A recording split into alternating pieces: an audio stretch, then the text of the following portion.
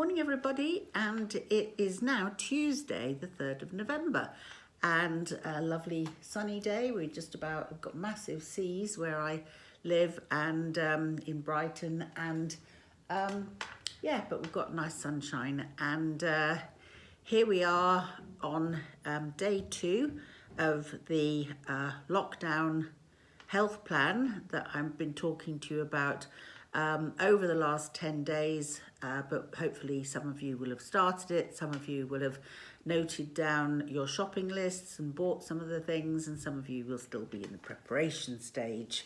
But I did leave you with a question, didn't I, yesterday, of saying that if you're going to achieve anything, then you have to be clear about who you are. And I hope that you thought about that fairly carefully. Are you who other people want you to be, or are you who you think you should be, rather than being your true authentic self? Because if you're doing this for the real you, then there's a great deal more chance that you'll be successful. If you're doing it because as with some people, you got told, oh, well, maybe you should lose a bit of weight, maybe you should be a bit healthier, then there may well be a part of you that's rebellious against wanting to actually do that. So make sure that this is a program using this opportunity of being in lockdown, and that you're doing it for you, absolutely you. So I thought about me, and I thought, well, there's an intellectual me, there's a responsible me, there is a very much a rebellious me as well. There's also a part of me that sabotages any success I do have. So I've got a great big note after losing a bit of weight that says, do not go ahead now and sabotage it. And I'm sure there's lots of people like me who do that. There is the kind and caring me.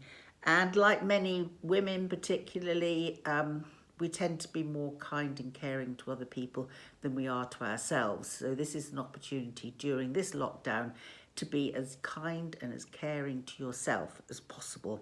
And then, of course, there's the childish, silly me, which I'll be introducing my lovely, what was it? A kangaroo. Kangaroo I used in some of my blogs earlier on in the year. By the way, if any of you want to, there's lots of different blogs, motivational blogs, blogs at least towards the end. And though during those blogs, during the last lockdown, it was explaining each of the chapters in terms of how to build resilience and how to, how to really develop a strong, resilient, both personality and lifestyle. And also, as I say, towards the end, lots of ways to achieve the success of any goals that you might want. And this is obviously a very important goal that we're going through.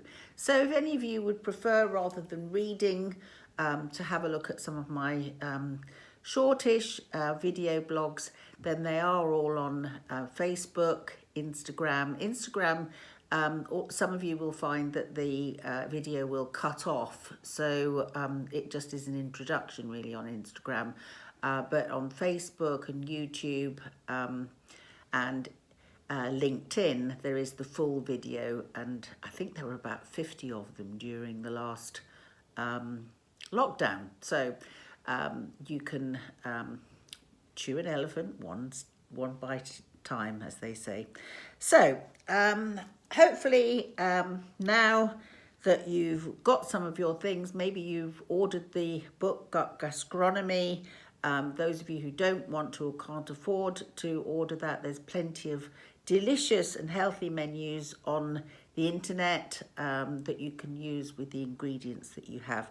And remember that list that I gave you, you didn't have to get everything. You can simply choose and get an idea of the sorts of foods that will really help you to develop gut health, liver health, and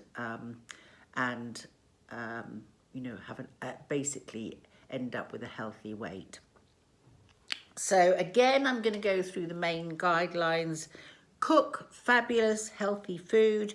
Chew your food as much as possible and absolutely savour the taste, almost like mindful eating. Drink plenty of water, although not with the not during your meals. So drinking plenty of water, but not during the meals, because you're diluting all those really important digestive juices that you have. No raw after 4. Try and make your last meal around 6 o'clock so that you can have a good long period until hopefully at least 9 or maybe 10 o'clock the next day, when you have a good long period for your gut to recover and rejuvenate. Taking daily exercise, you choose what exercise. Walking is great. Do what normal exercise you do. But as long as you're doing that for maybe at least half an hour every day, then that's really important as well. And sleeping enough. I just can't tell you how important sleep is.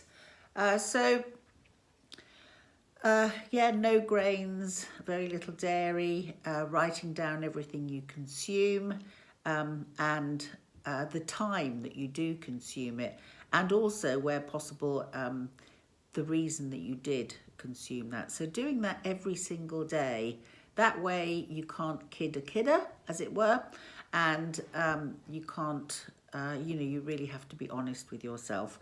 And in terms of cooking food, steam veg and fruit. So remember we talked about those lovely poached pears. You can, but you retain as much nutrition as possible rather than it all going into the water. Grill your meat and steam, grill or poach your fish. Remember, if you're frying, cook with coconut oil, walnut oil or butter or sunflower seed oil, not with your wonderful extra virgin olive oil, because that ruins a lot of the power and the benefits that you get if you heat virgin olive oil. And also don't overheat the butter, and use lots of spices and herbs to make it as tasty as you possibly can. So that's all I'm going to say for today, and please check out those blogs. Share this blog if you like it. Check out my website. It has got the book Grit Got Shit, and the website is crisisadvice.co.uk. Have a brilliant day. It's, I think, the beginning of a few nice days. So that would be lovely. Okay, see you later. Bye.